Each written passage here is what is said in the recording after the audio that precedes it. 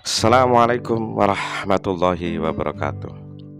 Beberapa waktu yang lalu kita dapat informasi di media sosial, ada beberapa daerah di Indonesia ini yang antrian hajinya hampir mencapai 1 abad.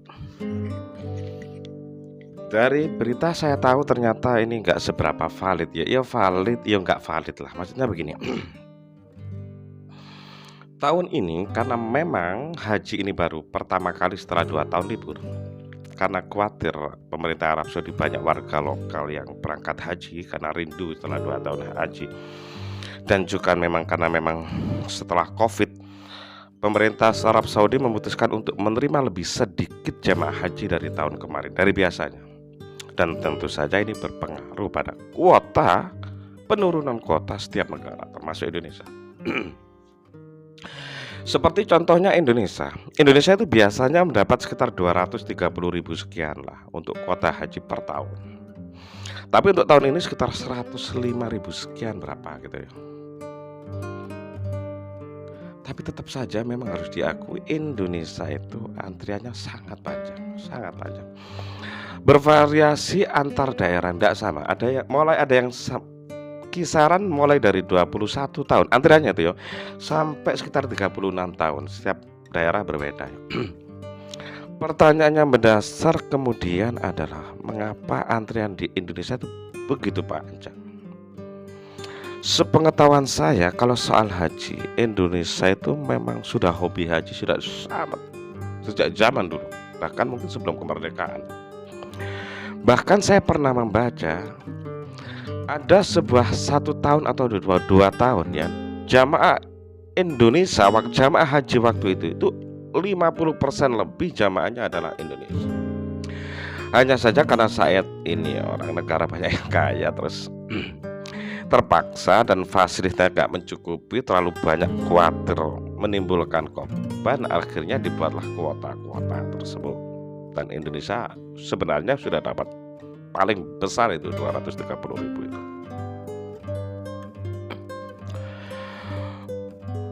Yang kedua, setahu saya, kenapa antrian ini begitu panjang adalah begini.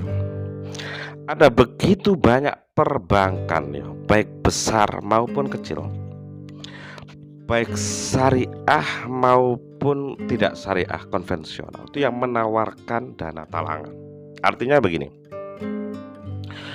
untuk dapat kursi haji, seorang tuh harus punya uang 25 juta. Itu baru dapat kursi haji. Nah, perbankan ini nawarin, kasarannya omong tuh gini loh, kalau mau kamu pingin daftar sekarang tak utangi gitu loh, gampangnya gitulah. Jadi orang tuh suruh bayar uang muka, ada yang 1 juta udah dapat kursi haji, ada yang 5 juta baru dapat kursi haji. Siapa yang bayar? Ya perbankan itu. Berbunga, ya berbunga lah, ini kan uang bank. Berapa banyak bunga? Ya tergantung berapa lama dia mencicil. Jangan tanya saya Jangan tanya saya haji model ngotot kayak gini tuh ya apa gitu, jangan ya. Tapi inilah faktanya. Ini faktanya gitu ya. Dan jangan tanya ini ngaji haji ngotot model kayak gini tuh ya apa gitu, jangan tanya. Itu tapi faktanya.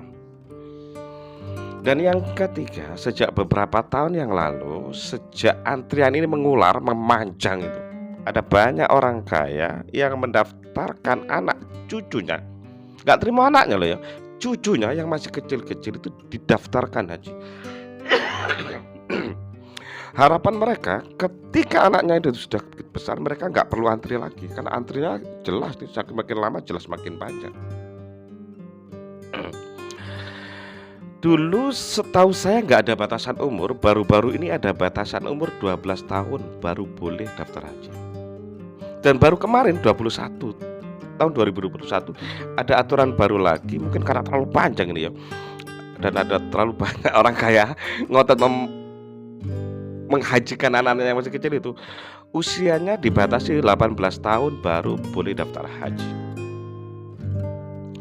Aku nggak ngerti ya seefektif apa aturan ini untuk Indonesia yang kita cintai ini, tapi begitulah.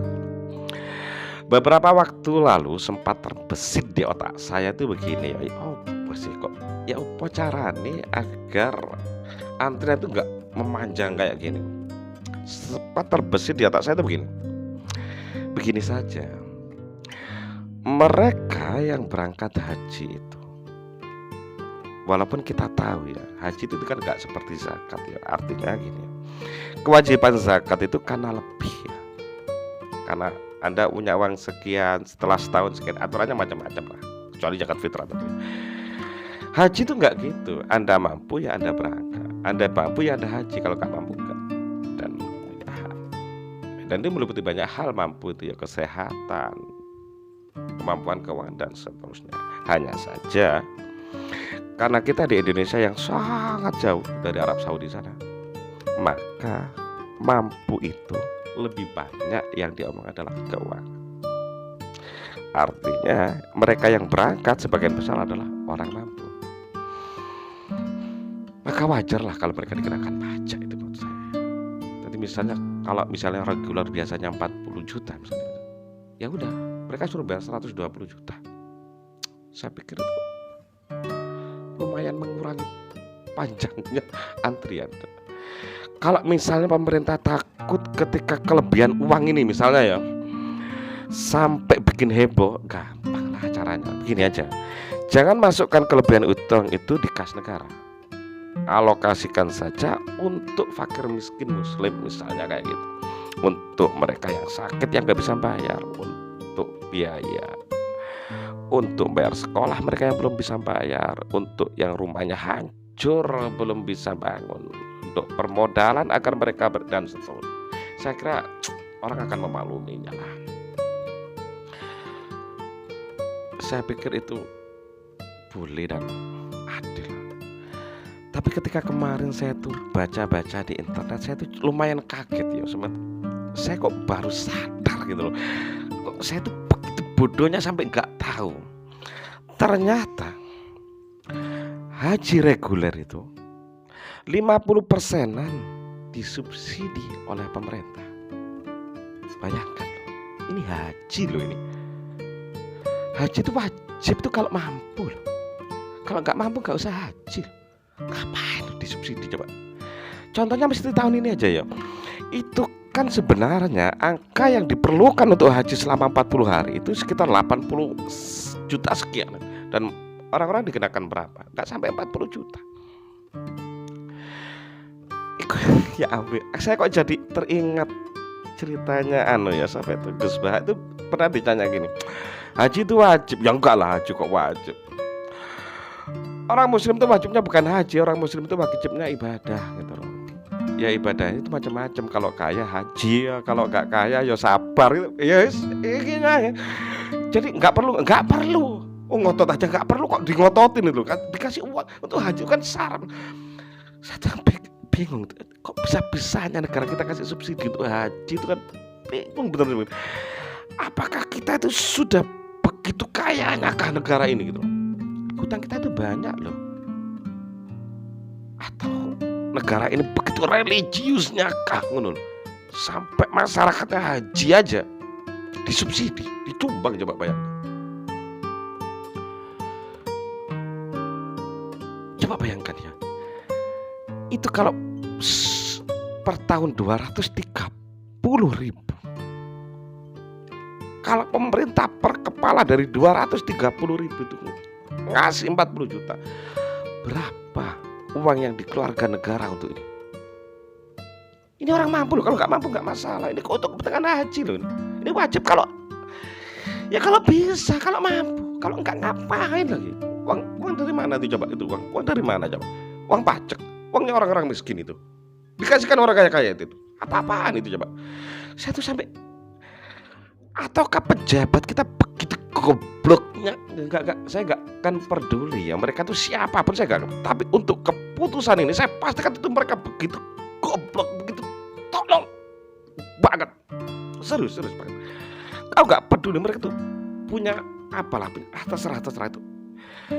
Orang pendidikan kayak apa enggak, tapi mereka tuh akan saya buktikan sebuah gambaran betapa tololnya keputusan subsidi ini. Misalnya begini, ada orang kaya, paling kaya di sebuah desa yang rata-rata hidupnya orang itu miskin. Karena orang kaya ini kaya banget, maka dia daftar haji, berangkat haji gak cuma satu orang, sak rumah di bawah. Orang berapa? Orang 10.